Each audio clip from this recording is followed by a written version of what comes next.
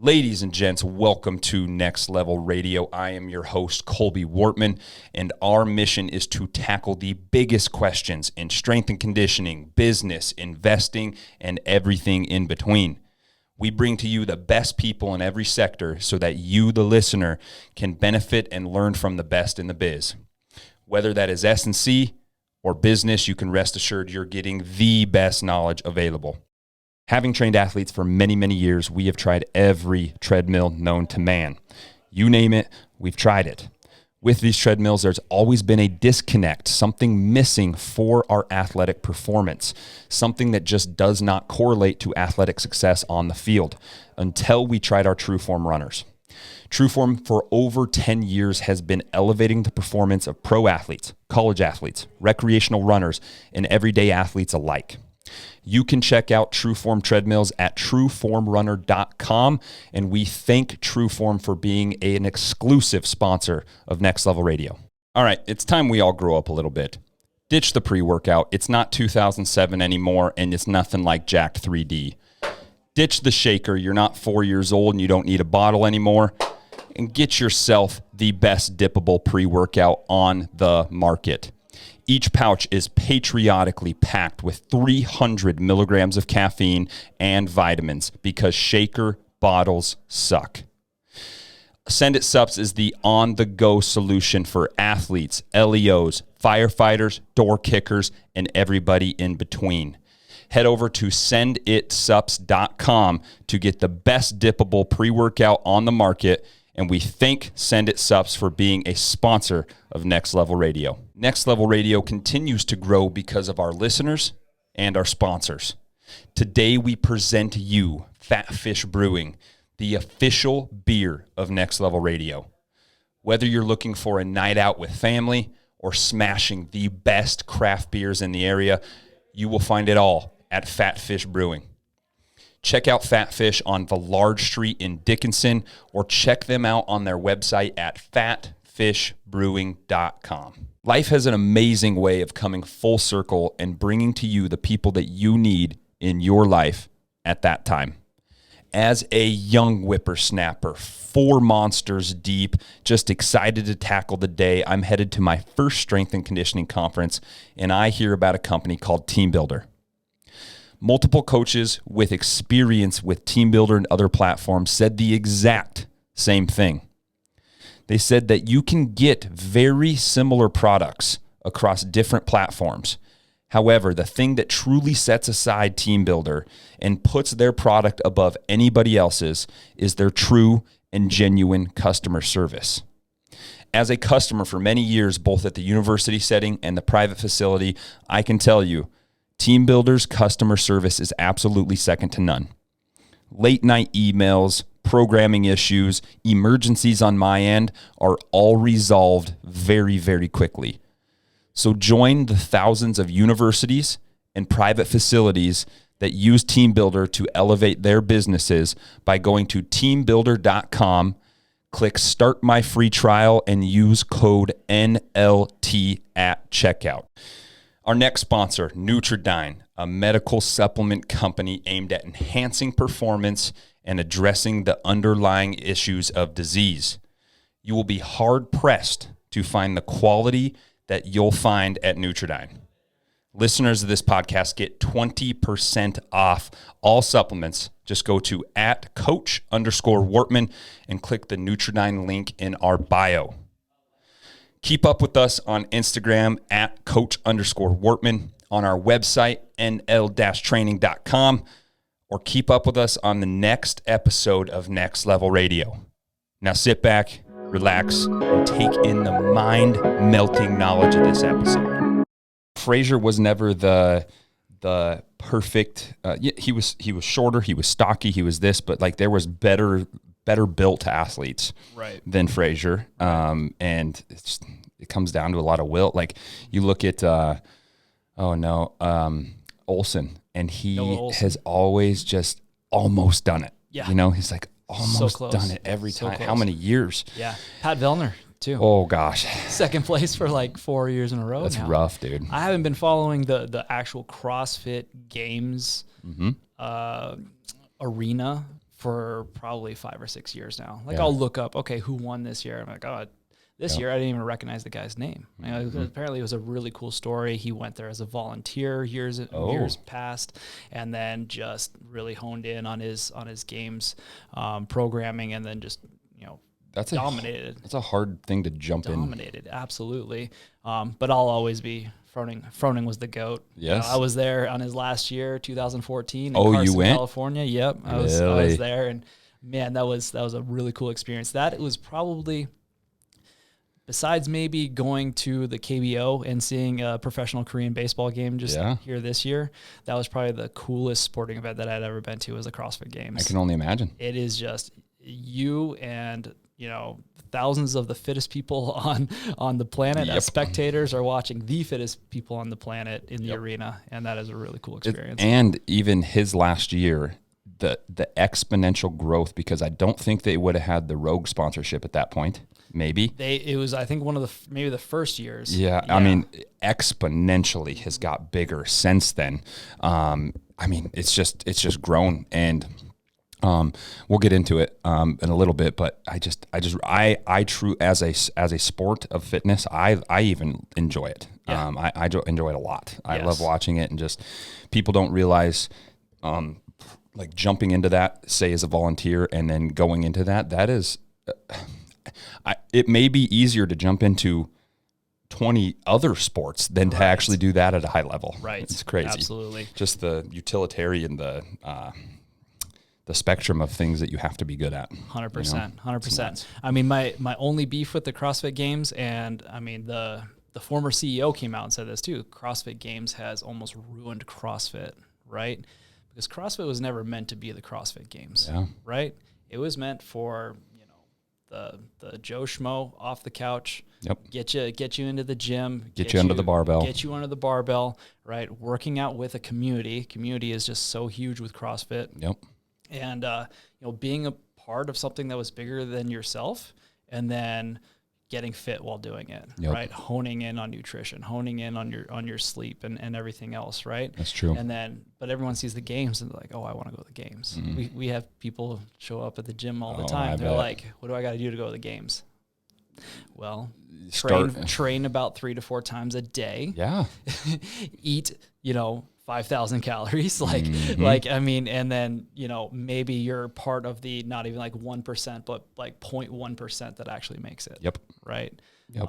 When you look at it, how many hundreds of thousands of athletes there are across the world who do CrossFit, and how many actually show up to the game, it is a less percent than, say, going and playing professional baseball or going and playing professional football. Yeah. Right. That's pretty amazing. It is. Amazing. It's super elite, man. I think it did start out like that. It did really, really start out like that. That was like the mom and pop CrossFit gym that brought the whole community together. And it really did start like that, but it's really, again, it's so evolved, Absolutely. And so, but we got on onto a topic, and I'll introduce you a little bit, brother. This is Next Level Radio number 110, and we have probably 7-8 times tried to get this one set up, and I'm really glad that we could squeeze it in and make sure that it works. And so I made a post yesterday for some people that saw it, but in every industry, there is good cookies and bad cookies, and good people and bad people, and high-level people and not high-level people. And my experience, I've had a wide spectrum of chiropractors and people that practice in that industry, whether it's massage or just in that practical or that medicine side of the body. And I've had good and bad experiences. And so I wanted to bring you on because I hold you very highly in that regard. And it's really cool to see people that aren't caught up in the average, and you've had some really good mentors that you've talked about. And so I applaud you for that. It's been awesome, and it's been a great experience. And so I'll just have you introduce yourself a little bit, and then we'll take off on number 110. Yeah, absolutely. Thank you so much for having me, man. I appreciate being here and everything. I'm Sam Bisson. I'm a chiropractor here in Dickinson, North Dakota. I've been practicing now since 2020. So got out into practice right during the height of COVID, which is a whole nother story as well. But been here in Dickinson for about a year now. We moved my family back to Dickinson July of last year. And so kind of hit the ground running at the clinic that I'm at now and enjoying every day. Yeah, man. Sure. Yeah, man. It's cool to see that. Well, I might even dive into that story a little bit. So you said you started right at the height of COVID. Our gym had 3 months of profitability. We had 3 months of our doors open, and then boom, it just hit. So how was that navigating during that time? You guys were at a different location, correct? Absolutely. So I grew up in Livingston, Montana. So Montana kid through and through.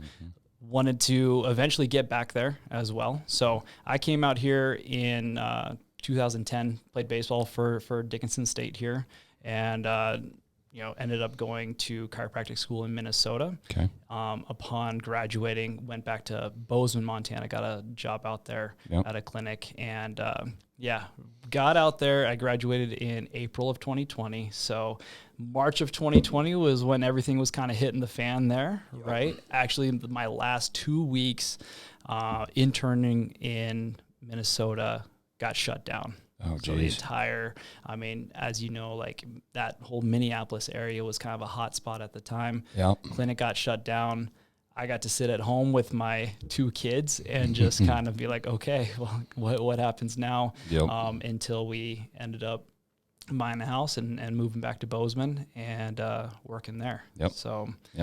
You talk highly of, and I want to selfishly hear about the experience too. And I forgot the gentleman's name, so forgive me, but you talk very highly about some previous mentors that you had in the Bozeman area. And Bozeman as a whole in that industry, whether it's the lifestyle athletes or the traveling Olympic athletes or just your average Joe Schmoes, the city is very high level in a lot of different aspects. And so I kind of want to hear about that experience and talk about that gentleman and kind of how he formed your experience, because I've got to benefit from that, having you as my chiropractor. Yeah, absolutely. So to talk about him, I kind of have to go back a little bit to the beginning, right? Yeah. So chiropractic was one of those things where, you always say, you didn't find it, it found you, right? That was it, right? Growing up, my mom was actually a office manager for a chiropractor. And so I was exposed to it at a very young age, but I never really vibed with it, right? I never really liked what was going on in the chiropractic office and in the realm and stuff, right? And so being a college athlete and everything, you get hurt and everything. And I started having low back problems at, the young age of like 20, 21 years old, right? And so after I graduated from DSU, went back to Bozeman, and I was just kind of working odd jobs. Wasn't planning on going to chiropractic school. Was actually looking into PT, maybe go like the athletic trainer route, just something. Because I did know I really loved working with athletes. I loved, the idea of maximizing human performance. And that's kind of the area that I wanted to be in. Well, after playing baseball and stuff, trying to stay competitive, did some Olympic weightlifting and stuff, and training for a meet and everything. And hurt my low back. One that I had never experienced before, right?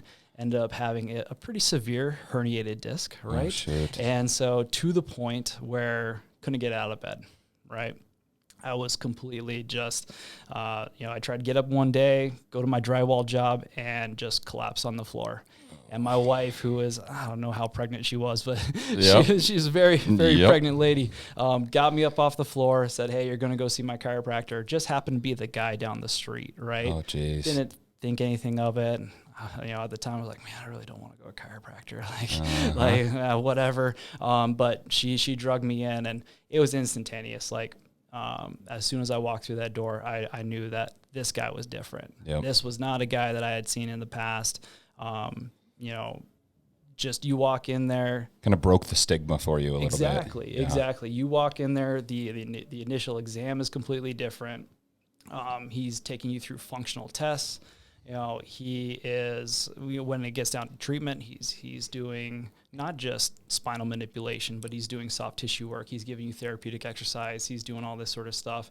And so I was like, man, I didn't know that this was even an option. I didn't know that chiropractors did this sort of stuff. And so that gentleman is Dr. John Wilhelm, right? John Wilhelm. He is the chiropractor for Team USA.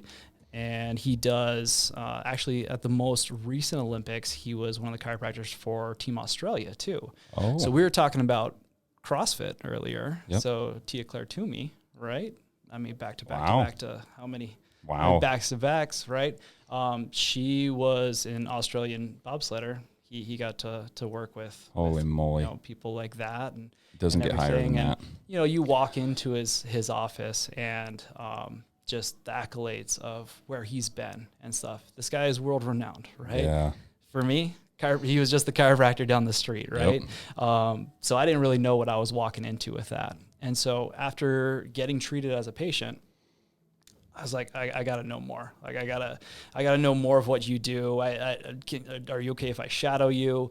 Can I kind of follow you around the clinic and see what's going on? Because I was all set to go to PT school, right? I was taking interviews for PT. The applications are done. The applications are done. The exams, the essays, 500 plus shadowing hours in PT clinics, right? I was set. I was like, this is what I'm going to do.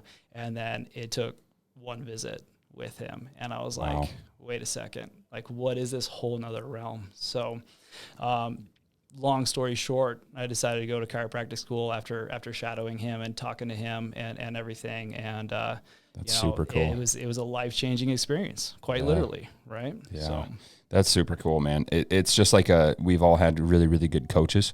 We've all had really, really bad coaches, but that one coach can change almost everything for you. Absolutely. And people from the outside, I think most of the general population is educated enough to really see some of the differences between chiropractic and PT, but some people kind of blend those into the same thing, and it's two different spectrums and two different worlds. One with a common objective. They do have a common objective, but I like I told you, I had super how do you put it? Superficial experiences with chiropractors, and I'm sure that was probably the experience you had. That just superficial, in and out, spinal manipulation, and leave. And there's no other options on the table for. And you and I talk about this almost every time we go in there. Like, okay, I'm gonna do the things that we need to do, whether it's acupuncture, whether it's cupping, whether it's dry needling, whatever that is. Right. But that is this much, and here's the exercises that you need to do. Right. And the cool thing that you and I clicked on in my realm, it's I think because you need both of these, and you need the proactive care, and then you also need the extended care of actual muscle manipulation and muscle activation and getting things to where the muscles are now going to keep things in the places where they should be, Absolutely. And so did Dr. John have that perspective that kind of bled into you? Like, hey, I'm this 0.5% of your day. Let's continue down the path here. Yeah, absolutely. Absolutely. So he is the gold standard, right? Yeah. As far as chiropractic. So a lot of what I learned from him, right? But yeah, I mean, he is the one who created that philosophy in me that, hey, spinal manipulation is just a piece of the puzzle, right? All this soft tissue that attaches there. I mean, if you're neglecting soft tissue work when you're getting adjusted, well, you're only treating, like I said, a piece of the puzzle, right? Yeah. Things aren't going to hold quite as long, okay? The body is not going to perform at its optimal level if you're not treating the entirety of the puzzle, right? Yeah. And so my biggest thing, what I like to do with patients is there's three big things. One, spinal manipulation, extremity manipulation, right? I'm a chiropractor, okay? I take That's your roots. Yeah, exactly. I take the joint restriction, things that aren't moving quite as well, and I get it to move, right? Number two is that soft tissue work, right? All that soft tissue that attaches to that joint, you got to get that moving properly too, right? So we have a number of different ways of doing that. You touch on a few, right? Do myofascial release techniques. We do dry needling, cupping therapy, Graston, which has been huge for us as well. But get something where we can get blood flow, we can get the tissue to release if it needs to be released, and just get it moving in a more proper movement patterns and everything like that, right? But then finally, the one that is the biggest chunk of everything is therapeutic exercise, right? And that's where a lot of chiropractors miss the boat, right? They get them adjusted. Maybe they do a little bit of muscle work, but then they send them out. And it's like, okay, well, what do I do now for the other 99% of my week? I just saw you for 15 minutes. For me, usually half an hour. What do I do for the rest of the time? And if you aren't doing anything, you're not going to get better, right? That's the biggest thing. And so what I like to do and what I do a lot of my research on is, okay, what kind of exercises, what can I do to help my patients fill up that time throughout their week with things that are going to help them get better in the long run. Right. So it's like you've seen the clinic, right? It's not just a chiropractic table, right? We got a gym there as well. You're very familiar with that gym. I know the square footage exactly. Exactly. So that's where I like to spend a lot of my time. Right. One of the coolest things that I have heard feedback from with patients is like, hey, it's kind of like you're a chiropractor and a PT. Like you kind of do. That's what I was leaning at. And it's like, because I like to take a holistic approach. There's a lot of chiropractors who say, yeah, I'm holistic. I deal in holistic medicine. It's like, well, no, if you're not taking a look at spinal manipulation, soft tissue work, therapeutic exercise, and then to go even further, nutrition, sleep, then no, you're not holistic. You're just a piece of the puzzle. Exactly. Right? Exactly. I'll have you move that mic closer to on when we're here. But I've seen that, and I've benefited from it personally. It probably wasn't as severe as yours, but I had a similar concept. I deadlifted. I forgot what it was a while back, and it was over 85% for sure. Yeah. And 800 pounds for you. It was super heavy and felt great. 2 days later, go to throw some gravel out of the back of my truck and just dropped me to my knees. Right. And I've never, ever in my life, I've had many other injuries, but 3 shoulder surgeries and a knee surgery, and I've never hurt my back. Never even had pain in my back. Right. And it really debilitated me for a good long time. But through different spinal extension, spinal flexion, doing things that ingrain the best movement patterns is kind of the best way that you can put it, because you can be that piece of the puzzle in the clinic, but if your movement patterns go back to what caused the issue in the first place, that's our problem. And that's where it gets hard to have care that's going to last outside the clinic, because you do have that hormonal response, and I'm sure you know this, but after a spinal manipulation, our bodies do have a hormonal response that could make it feel better in the short term. Right. But it's that manipulation of the tissues afterwards. And you said I always say it wrong. Graston. Yes. That I had a great experience with that. Is the whole philosophy just increase blood flow? That's the biggest thing, right? That's the biggest thing. So pressure. I mean, there's been studies out there, and one of the things that we like to do is say that it lengthens tissue, right? So I mean that is a big part of it. Whenever you see me do Graston on patients, I'm always putting that muscle in a stretched position, and then mobilizing that tissue through the instrument, right? Okay. So for those that don't know, Graston technique or instrument assist soft tissue mobilization, I use a stainless steel instrument. Some people call it a butter knife. That's totally fine too. With some emollient, right? I'll have my patient get in more of like a stretched position, and then I'll kind of use like a gliding motion along the fibers of the tissue, Like Just for to me, kinda when I had loosen my it up. back, you had me in like a child's pose. Like a child's really pose, right? stretched out. To really Yep. stretch that out, right? And then, yeah, absolutely. We're trying to loosen up the tissue. We're trying to lengthen the tissue, right? But then the big thing is blood flow, right? Yeah. When I talk about muscle work with a lot of my patients, I always talk about blood flow, right?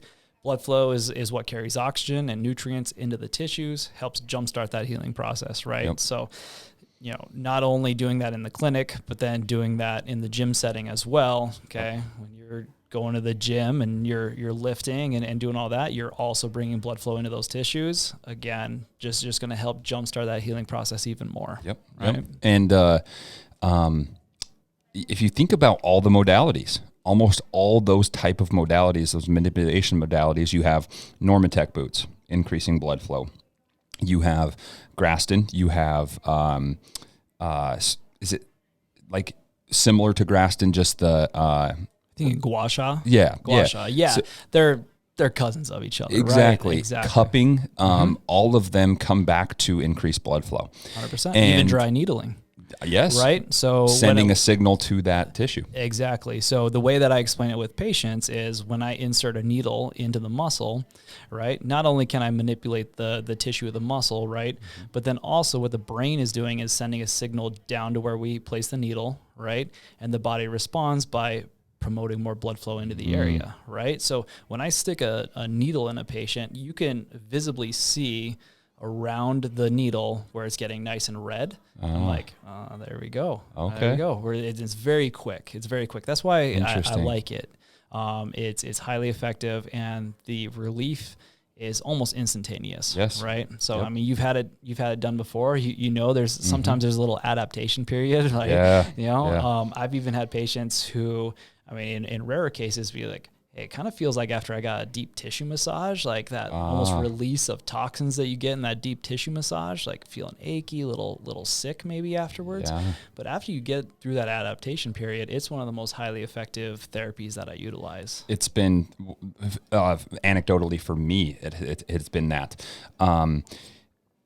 Explain a little bit. I have a very superficial knowledge base on it, but the differences between the methodologies of dry needling and acupuncture. Right. That's one of the most common questions I get asked. Longer needles. Right? I mean, no, because I actually use acupuncture needles for dry needling. Right. The philosophies are completely different. Right. Yep. So the similarities end at the needles. Where acupuncture is more of an Eastern medicine philosophy, right? You're dealing with chi, meridians, energy pathways. You're placing those needles a little bit more superficially into acupoints, that sort of stuff. With dry needling, we're placing it into the belly of the muscle, right? Yep. It's a little bit more invasive, maybe a little bit more uncomfortable, right? But the effects that I have seen are, astronomical. Absolutely. Yeah. So. When we talk about all these different modalities and it comes down to blood flow, and I still get pushback on this, and I'm sure you do too. And unfortunately, I mean, I graduated in like 2017 from college, and even at 2017, it was still a thing. And now I was the strength coach from 2019 to 2022 at the university. And so I know that it's still there. Maybe it's changed in the year, but I doubt that. Unfortunately, the old perspective of tissue injuries, such as rolled ankles or bum shoulders or whatever, well past that 24-hour acute phase of the injury, the diagnosis and the treatment is ice and stem. And I've done a podcast on this, I think 2 years ago, and I just always trying to push it out. And I had 2 conversations this week with athletes because training camp and football started. And we had a couple rolled ankles and a couple just tighter shoulders. And I told them, the first thing I asked them, I said, when did the injury happen? And if it's over 48 hours, I will not recommend ice. I just don't recommend it. Right. If you're trying to keep pain at bay, okay. But Dr. Gabe Merkin was the doctor that invented the RICE method, rest, ice, compression, elevation. And he came out, I want to say within the last 7 years, and said, I was completely wrong. I was wrong with this. Yeah. It's great for pain relief. Outside of that, it's bad. And they did a study. And I looked it up. I'd have to find it's in the Strength and Conditioning Journal. It was done a couple of years back. And they took a big subset of NBA athletes. And this is super cool. And I tell all my athletes this. They took a really big subset of NBA athletes, and they had a control group of people that rolled their ankles with no treatment. They had the icing group, and they had the heat group. Heat group came back the quickest. Yep. No treatment group came back quicker than the ice.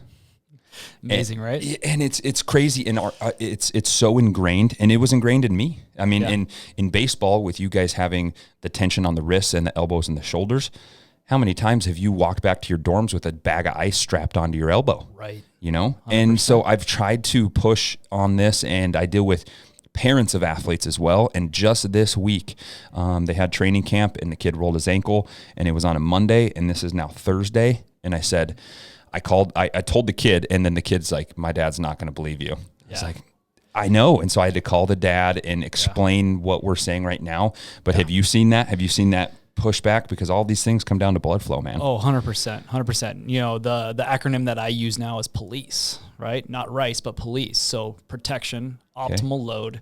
And then, there's some ice compression elevation as well, right? If it is within that window, right?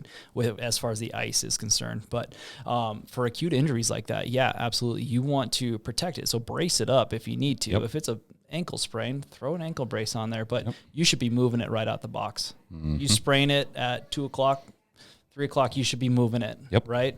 You know, one of the coolest things, and this is, you know, back when I was working at the Human Performance Center in Minnesota, you know, one of the fellows there at the school, he kind of introduced me to this too. And we actually worked with a professional women's football team, which was pretty fun, right? And so we had a sprained ankle, and they came in and literally, inversion ankle sprain, most common ankle sprain, and he was having her do almost pistol squats with her ankle inverted. Like, think about how much pressure that is on that. And he was having her do that, and he's optimally loading it. Yes. Right. And so I was kind of drawn back. I'm like, are you sure you want to be doing that? And me just, green. You got green thumb, right? And I think I was in my 7th trimester or something like that at school. And so he explained the process to me, and that just clicked. That clicked. And so from there on out, I'm like, no, even if you have an acute injury, I want you moving it right away. Yes. Right. Yes. Unless it's like a fracture or something like that. Don't take my words for absolutely every injury. But, you know, ankle sprains like that, strains, anything. Right. You know, even just today had a volleyball player in there, smacked her head. So she has concussion, headaches, cervical strain symptoms as well, right? When she whips back, you know, she's like, "What should I do?" I said, "You need to move it." That's another gray area too, is the concussion side. Yeah, I was like, "You need to move it, right?" And so, you know, in concussions, I don't deal with that a whole lot as a chiropractor anymore, right? When I was in Bozeman, we did a lot of sideline care for the high schools there and everything, but. You know, so we would see it there. So have to learn my SCAT forms and all that sort of stuff for being able to evaluate and identify a concussion. But, you know, a little bit less here in Dickinson.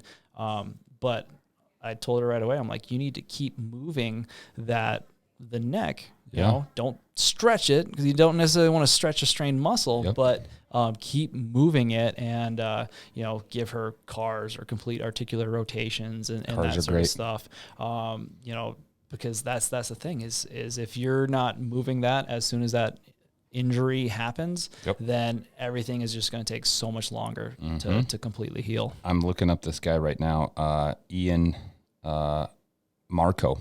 He's big on pails, rails, cars, all that series of stuff. Yeah. And it comes down to, and probably for people that are maybe just getting into the industry, just the human body, whether it's personal training or strength and conditioning or chiropractic. The biggest one that's come to mind right now is knees over toes guy. All that is, and anything to excess is never going to be good, right? A lot of people that have gone, all I do is the knees over toes squat. We have to have some type of gray area here. But all that inversion with that sprained ankle, is putting the body in the awkward joint angles where you got injured to make them more accustomed to it, and to where the tissue can handle that load in that position, you know? And that's what it comes down to in the weight room. Why I harp on kids all the time is I'm putting you in very awkward joint angles so that you can produce force there and you can reduce force there. That's it. Right. And that's all it comes down to. You want to make a very quick Tyreek Hill cut. We need to be there. We need to do that thing at high velocities. And so with the concussion side, I did a couple presentations on concussions in 2020 and 2021. And a lot of it is it's the old versus the new mindset. And Dr. Robert Silverman, he is a doctor out of California. He was actually Rob Gronkowski's chiropractor. Yeah. And he has a whole template, a whole protocol for that. And a lot of it is after the first 24 hours, even within, we are increasing brain-derived neurotropic factors. So your fish oils, a lot of protein, creatine, increasing this nutrition and the supplementation, but exposing yourself to stimuli so that it can start recovering instead of the old life where it was pretty much brace yourself, lay in bed, no lights, and just sit there. Wake up every couple of hours throughout the night and all that stuff. Make sure you're all good. Yeah, absolutely. And I'll be the first to admit, like I don't know a whole lot about concussions other than that I've had them, right? Yep. And so, and I was very much so in the old school way of being treated, right? Yep. You rest, you didn't do a whole lot of anything, and playing football throughout high school and everything, racing motocross when I was a kid, concussions happened, right? Yep. I didn't know you raced motocross. I did too. I was anything mediocre. Special. Not anything special. I have my dad to thank for me not racing anymore. Our stories are almost identical. Yeah, he flipped over the handlebars when preparing for a race one time, shattered his collarbone, and then he was like, "Hey, you're pretty good at baseball. We're gonna stop this motocross stuff, and you're gonna just focus in on that instead." So, yeah, I did like your local outdoor racing. So I was in 250C for a little bit, and then the highest I got was 450B. So I raced 450s for a little bit, and my dad sat me down. Luckily, nothing had happened rather than like a fractured ankle, some smaller stuff in the motocross world. And he sat me down. He was like, "Dude, you are way better at this football thing. Yeah. Like, let's just focus on this. Like, you can still keep your bike."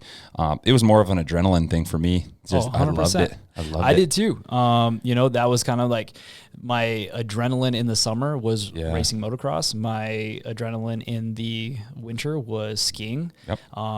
Just being in Montana, that's just kind of what you did. Man, I loved it. You grew up in Livingston, and you and I have talked just with my grandmother lived there, as I told you, owns real estate, owned it for 30, 40 years there. And man, it's one of my favorite places in the world. Yeah.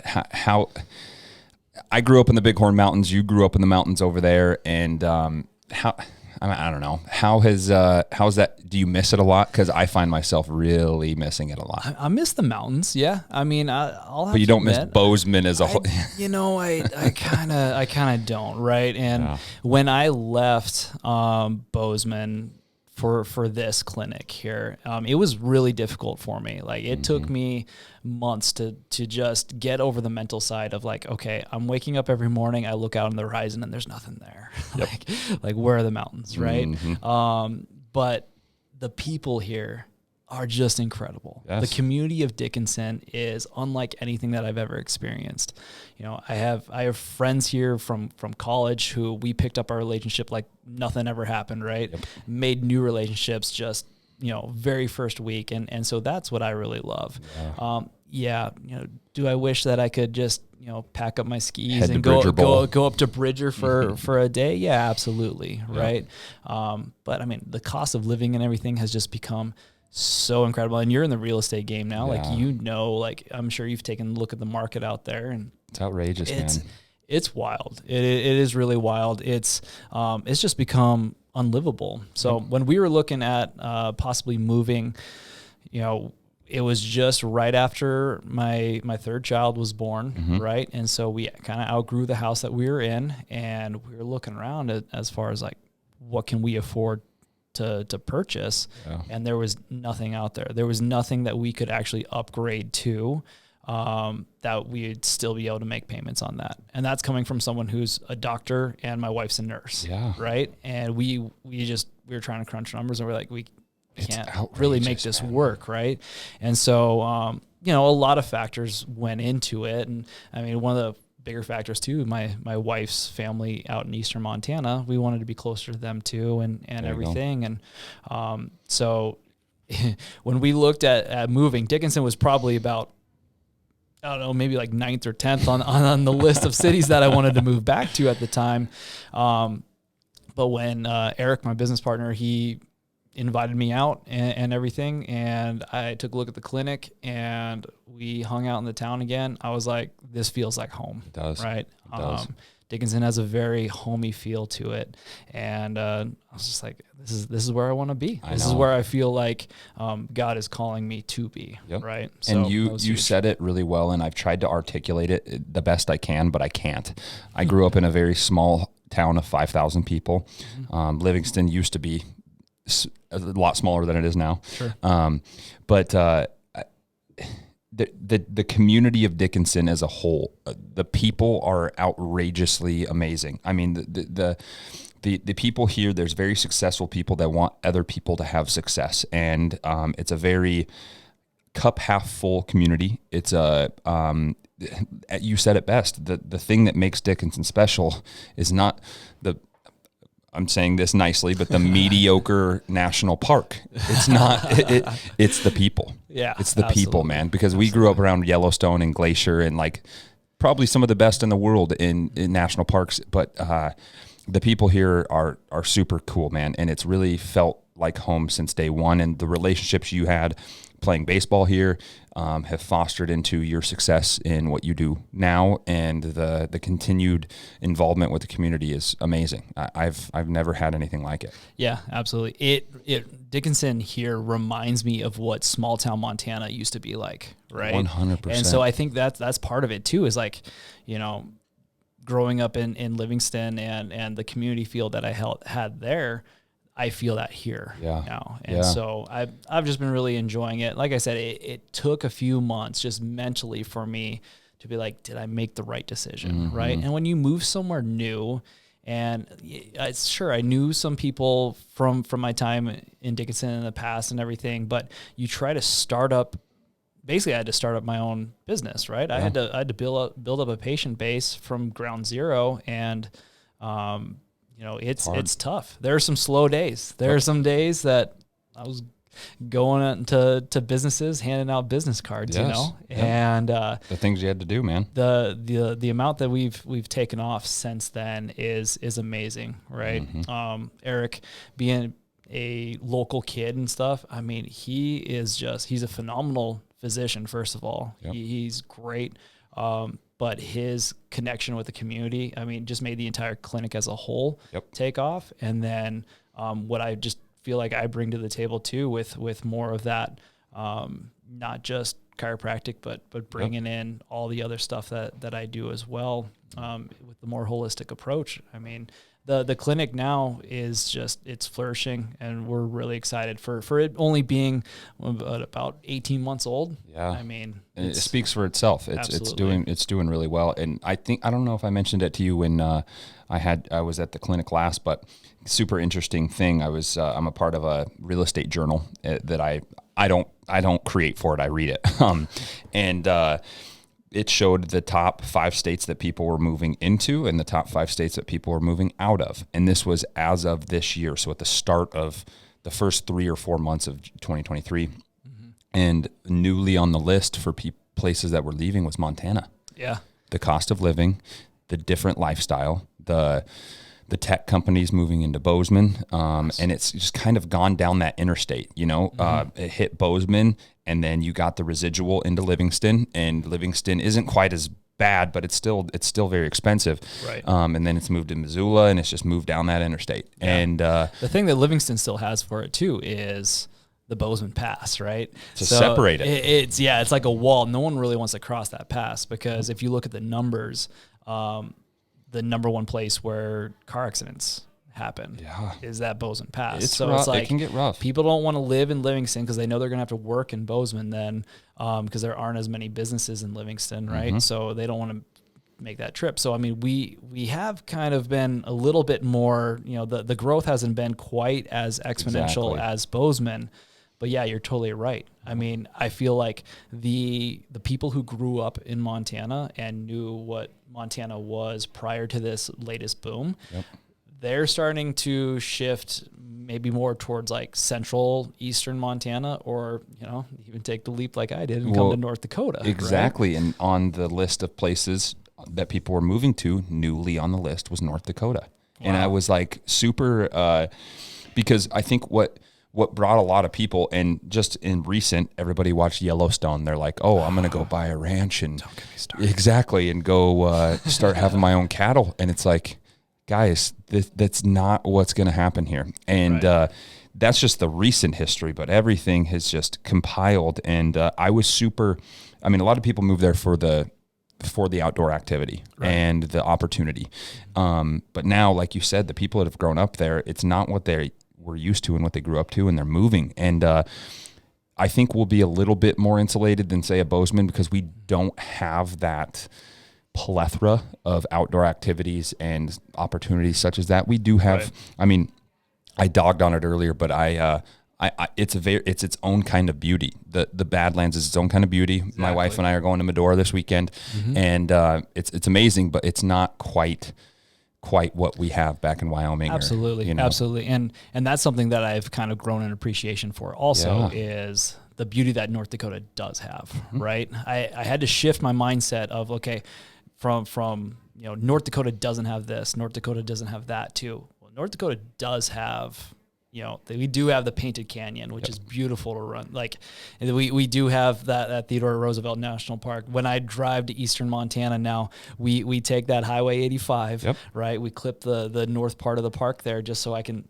see that, because that's one of the most beautiful places that I've ever seen. Like the Killdeer Pass and all, or past absolutely. that. Yep, all that. And cool. I absolutely love that. So yeah, it's a mind shift though, right? You have to, as Theodore Roosevelt said it best, do the best with what you have where you're at, right? And, if you're negative all the time, that it's just going to bring you down, right? But if you change that mindset into more of a positive mindset, you're going to really see the value in these places. And like you said, the people are what keep us here, man. It's amazing. Absolutely. One thing I wanted to touch on, here before we wrap up, and we can spend as much time as we can on it. I'm in the last, he's going to be 9 months in a couple days. In the last 9 months, I became a father, and congratulations, by the way. Thank you. It's everybody says it's going to change your life, and you know it will, but you don't know how it's going to. And your outlook, your perspective, your daily habits, your routines, your everything changes. And I've been really talking about being the superhero for your kids, and your kids are going to look up to somebody. Right. You might as well have it be you, and you take that very seriously with your training, with your morals, with your values, with who you are as a husband and a father. But how has that balance been, wearing multiple hats? The father, the husband, the business owner, and then also taking care of yourself in your own training, How has that been? Yeah. It's always a struggle, right? It's always that work-life balance, it's always tough. And, one of the more recent things in the past half of a year since being here is starting to work out in the mornings, right? Yes. I swore that after playing college sports, I was never going to work out at 6 o'clock in the morning ever again, right? And now I see myself, 5 days a week, I'm at that gym, 6 o'clock in the morning, getting my grind on before work so that I can spend those afternoons and those evenings with my kids. Because that's a time that will never get replaced, right? And so me being able to be there for my kids, just being present, right? Whether that's at a t-ball game or just going for a walk at night. I mean, that's what I wanted to do. That's what I've always wanted to do is be the best dad that I can for them. And for me, it's to be present, right? As far as the training goes, your kids watch you, right? My wife always reminds me, your kids are watching you. So when you're, maybe checking your phone when you're driving, or you're, cutting corners in life, your kids are watching you, right? And so being that good example is something that I've always wanted to do as well. And being as healthy as possible, I feel like that just breeds into them, right? Yep. My 7-year-old just absolutely loves going to the gym. Good. He's not doing any sort of heavy lifting or anything, but he's swinging on the rings. He's, he's running on the air runner, right? The assault runner and stuff. And it's just, those are the kind of the roots, right? Mm-hmm. We're building a good base with that. So not only is he playing every sport possible, but he is seeing the work that I put in the gym, right? And I'm not even a competitive athlete anymore, right? And so, they absolutely love it. They see the way that I eat, how strict I am with my nutrition and stuff. And that's just, I feel like everything that you do is going to get ingrained in their mind. That's just going to, when they start thinking about, hey, I want to perform at a high level, they see what I do and they're like, okay, I have the building blocks. I know what to do. I was just going to say that it's the building blocks, every single 100%. Thing, your sleep, your nutrition, your training, everything is just a cool building block. And my kiddo's going to be 9 months. And you talked about the attention, they're watching you. And I had a pretty emotional podcast with a very good friend of mine, Jerry Stravia. And we were talking about that. We were just rapping about the difficulties of being a parent. And for me, it was super hard because I find like true deep joy in what I do, whether that's being one-on-one with an athlete or creating content around it or having the phone calls or whatever it is.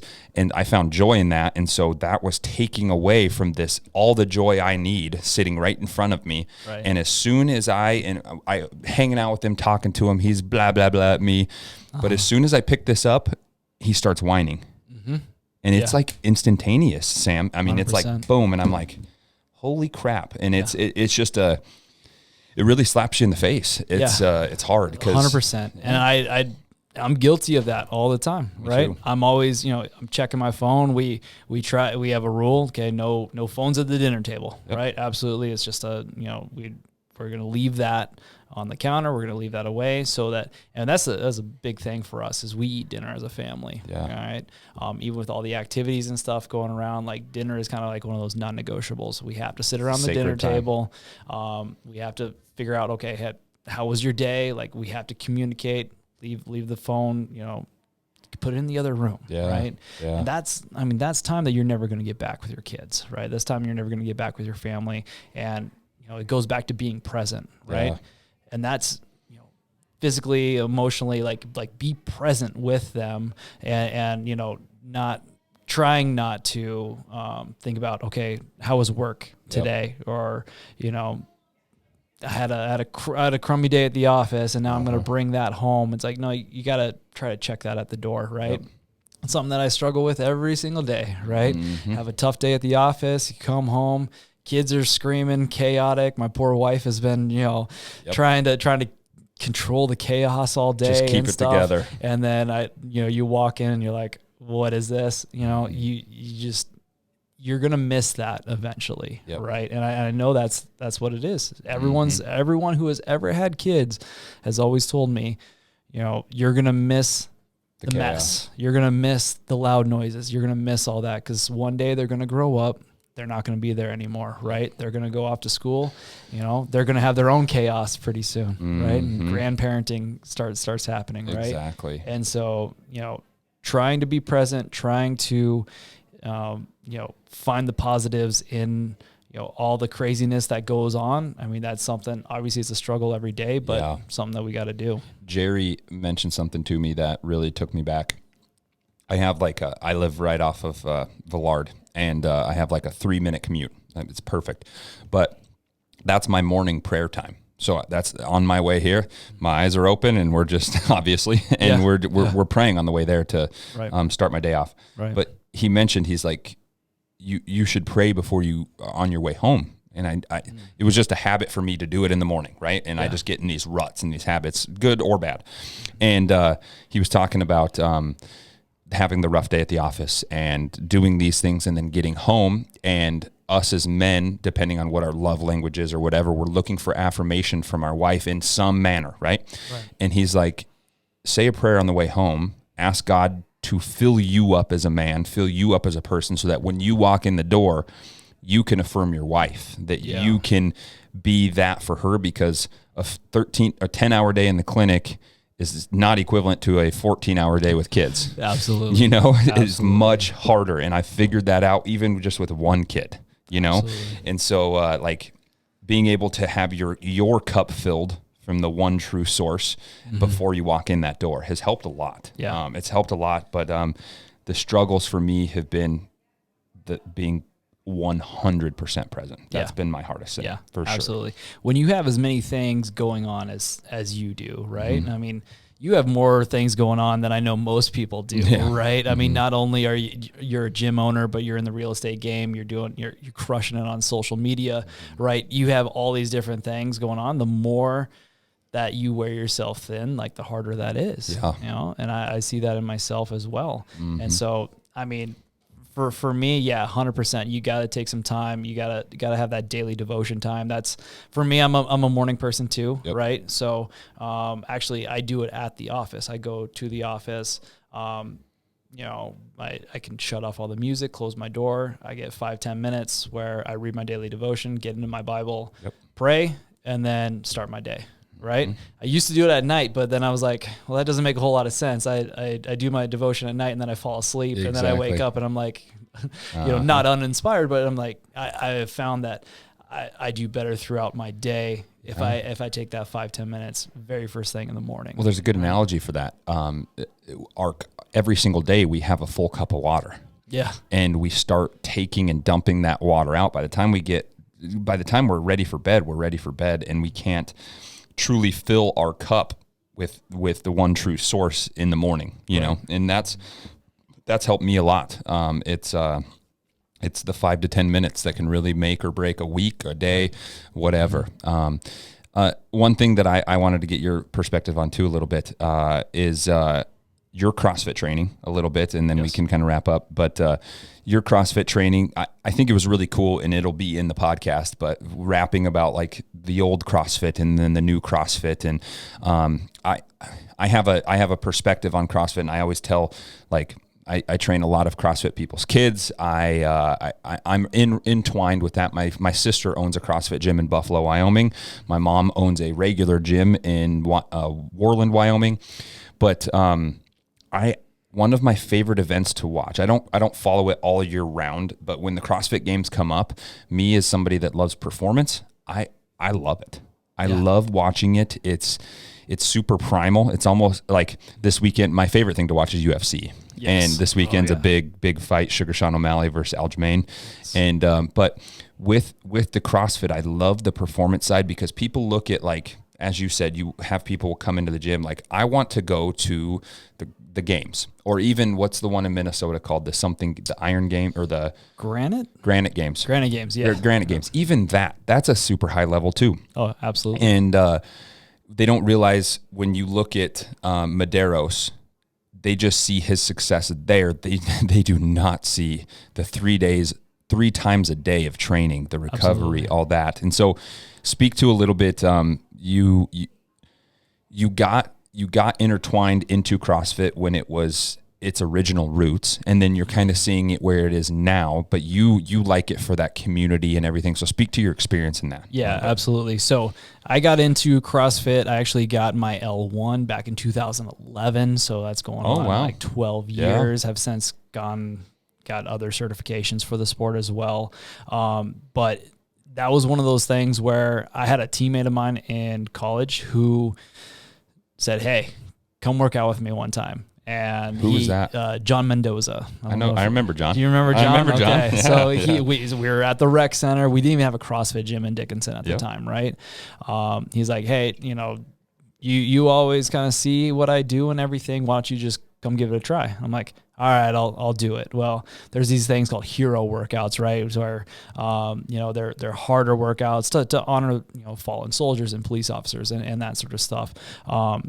And the very first CrossFit workout ever, and I got about halfway through, and then I was going to the bathroom. Toast. Right? I was done. So I was like, hey, I don't think this is for me, right? Like I think I was one of those guys that, stood in front of the mirror and did bicep curls for 30 minutes. And then I'd go walk around and talk to people and everything. And I was spending 3 hours at the gym, but never getting any fitter. And I was like, well, this is kind of silly. Why do I waste all this time and stuff? And so he finally convinced me to come again, Very cool. And he was like, hey, that was pretty mean of me to put you through that.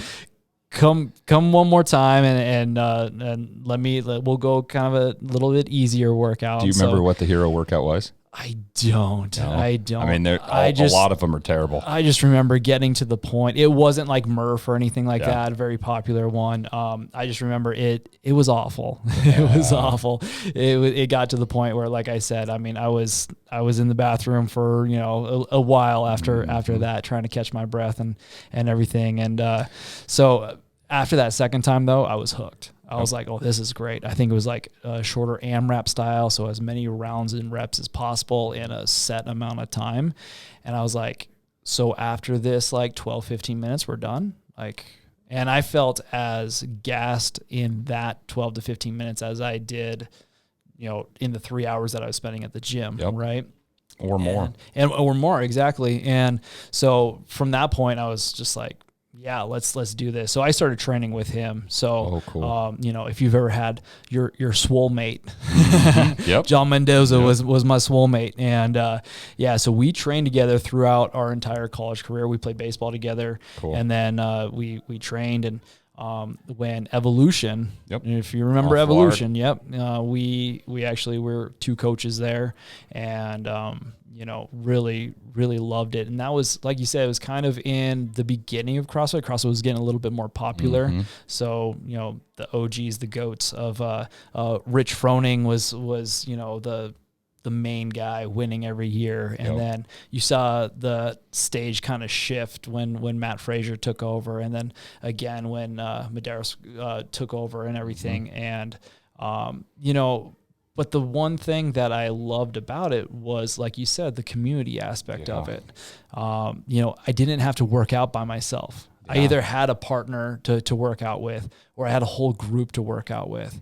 And I mean, to this day, my favorite part of the CrossFit workout is the aftermath. Yes. We're all sweaty, bloody, endorphins going off like crazy, right? And just be able to sit there and talk to the other people who just experienced the same thing that I did for 15, 20 minutes post-workout is one of my favorite times. Yep. And then to go a step further and take those same people and go, we used to, back when I was in Montana, we would go float the Yellowstone, or we'd go do, Frosty Fridays where we'd, grill and, everything like that after having worked out is the community that I really enjoy about that. The methodology, it's great. It's great. I love it. I love, the idea of, you have either a set number of reps that you're doing, or you have a set time that you're working for. Those time domains are great, but I mean, it comes down to that community, right? Yeah. They did a really good job of it. I mean, that's how they built it. I mean, that's how it really got big and was really built. I mean, I've experienced it with my sister, having her CrossFit gym. She was an affiliate for a very long time, and recently just pulled her affiliate off of there, but she's still a CrossFit gym. Right. And it's been really cool to see the evolution of it. And a lot of people think that I have a negative connotation of CrossFit, and that's not the case at all. I admire it. I love it.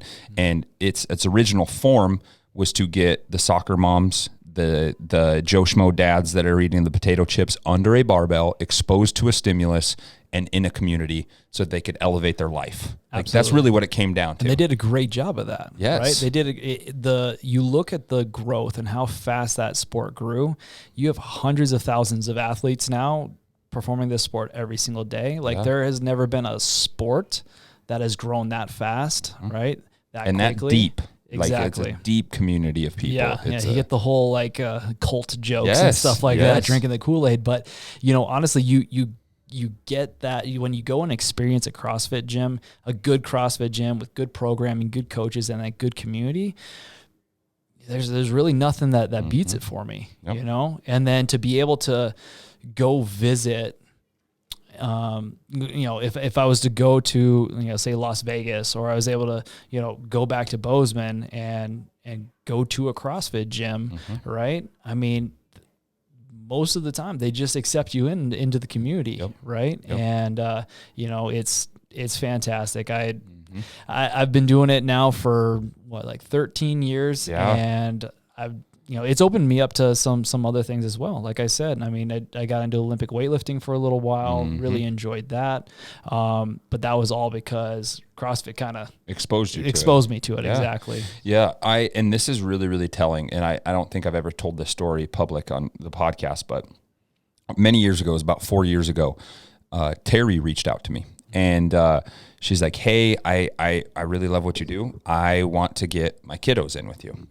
And this is where my connotation, where people maybe think I have like a negative connotation of it, and it's not the case, and I love it.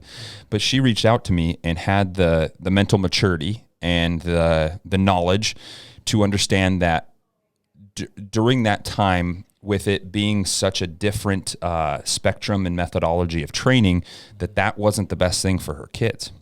Right. And this is, and I've actually tried to have multiple CrossFit coaches to come in and rap about this and like really have I wouldn't call a heated argument, but a heated conversation about this and how it works.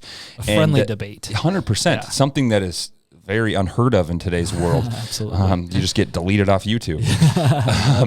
But I was almost a little bit weirded out right off the bat, because I was like, why is she sending me why is she doing this? Is she like trying to see how I train? Like what's going on? Because 95% of people that I train are athletes. And she understood that it wasn't the best thing for them. She needed something that was, and in my world, sports specific training is much different than specificity of training. Right. It's a strength and conditioning term that matches the demands of the sport, not the movements of the sport. Right. And she reached out to me, and it was super humbling for me. It was super cool, because she's a capable person. This is before she bought the gym, but she is ingrained in that culture, and she's ingrained in CrossFit as a whole and lives that lifestyle. Mm-hmm. And she's like, this is what's going to be best for my kids. And I was super humbled and grateful. And it was really cool, because at that point, building a big aerobic engine at that point isn't what the kids need. They need specificity of demands. And the SAID principle runs everything that I do in my life: specific adaptation to impose demands. Mm-hmm. If I give you a stimulus, you're going to actually produce a adaptation that is specific to that, And so it was really cool to see that. And she reached out and said, "Hey, this is what they need." That was really cool for me. And I applaud her for that, because not a lot of people can see that difference. And it takes an educated person to understand that. Yeah. You know what I'm saying? 100%. I mean, one of my favorite things about being a chiropractor and a CrossFit coach, right, is you're trying to optimize movement patterns in both realms, right? So you get hurt doing a CrossFit workout or any, sport, and you come in and we're trying to fix that. Well, my job as a CrossFit coach is to make sure that, hey, that doesn't happen, right? So I'm very, very harsh on my athletes as far as technique and everything, and making sure that when you need to scale, you need to scale, right? We're not going to the games, guys, right? Exactly. We talked about the very small percentage of people who go to the games. Why push it? Like, I understand coming in, wanting to get that grind, you're working hard and everything, and I'm all about that. I do that myself.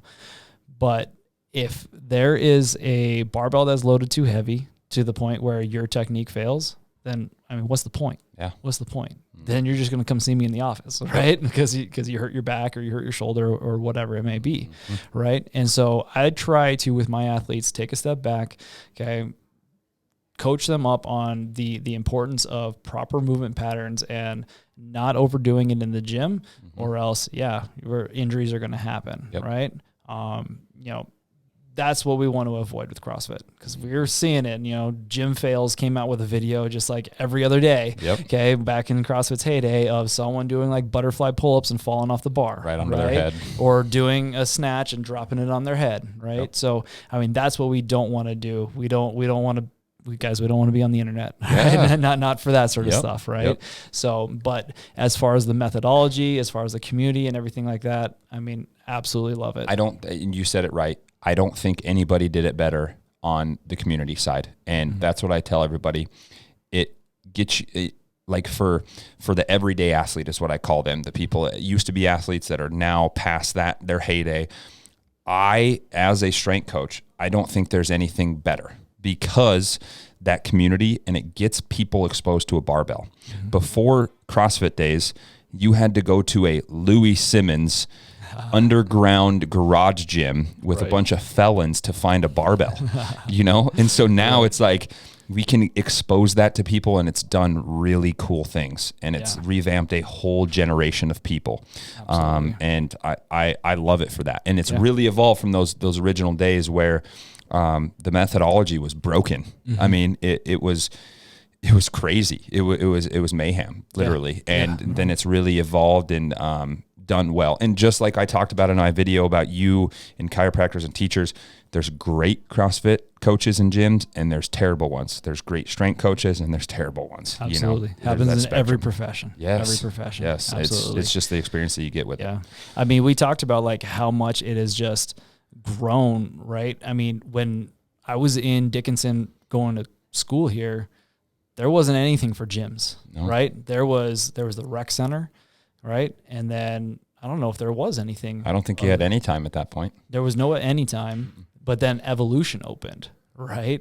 Talk about evolving something, right? But you had Evolution, and then that was kind of like, it was a hybrid gym, right? Because it's like the first thing of CrossFit even in the town. Kind of like we did CrossFit there, right? But then you had all the other people kind of come in, and we had machines, we had everything, but then you had power lifters come in, right? And then you had the pit started opening up. You guys opened up. Like, you have all these different gyms now in Dickinson, and it was like, man, like Evolution was kind of the first domino to fall there, right? Which is kind of wild to think about, but you expose people to all those different things, like you said, expose them to the barbell, and then they can kind of branch off and however they want. Yeah, absolutely. So it's been really cool, man. Yeah, really, really cool for sure. Well, where again, I'll speak your praises, man. I've had a great experience with what you do and the care you have, what would be considered bedside manner, the ability to branch out from the traditional pathways of chiropractic. And I've had great experiences with that through injuries and proactive care. And so if people are looking to get a hold of you, where would they find you to get a hold of you? Yeah, absolutely. So, I mean, you guys can always reach out to me via Instagram, right? Sam Bisson DC. So Bisson spelled with two S's. I said it wrong. I said it wrong, damn it. Bison, or I'm sorry, we're in North Dakota. Bison. Bison, but with two S's. So Sam Bisson DC on Instagram. Our office is called Back and Balance Wellness Center. So the number over there, 701-483-8806. You can always reach out to us with that. You can always message that number too. So we have an app, two-way communication system for that too. Oh, cool. So I have patients all the time. That's the other thing that I always tell my patients is, I didn't know that. Don't hesitate to reach out to me. If you have a question about something, okay, and you don't want to call, or you can't get a hold of me, text that number, because one of us will get that message. And if you're hurting today and it's like, I can't get hands on you, right? I can give you something that can minimize that pain until you can get into the office, right? So you can always message that number as well if you have any questions. So I like that. It kind of opens up the line of communication. I mean, it's a little bit less open communication, but like Sanford, you can message your doctor through the thing. That is very nice. I didn't know that. Yeah, we're constantly sending patients YouTube videos, different exercises and stuff, checking in with them, even seeing just how they're doing, how they're feeling after their treatment and stuff. And you know, that's what I feel like another thing that sets myself and Dr. Eric apart. Yep. Just check-in. Yep. I appreciate your time a lot. I know you're a busy man, and we both got to hang out with the kiddos. So it's that time. Yes, sir. Go be present. Exactly. So that is Next Level Radio number 110. You guys can find him at Back and Balance Wellness Center. And I promise you guys, if you've had bad experiences with chiropractors, branch out and find what works for you guys. So we will see you guys next week.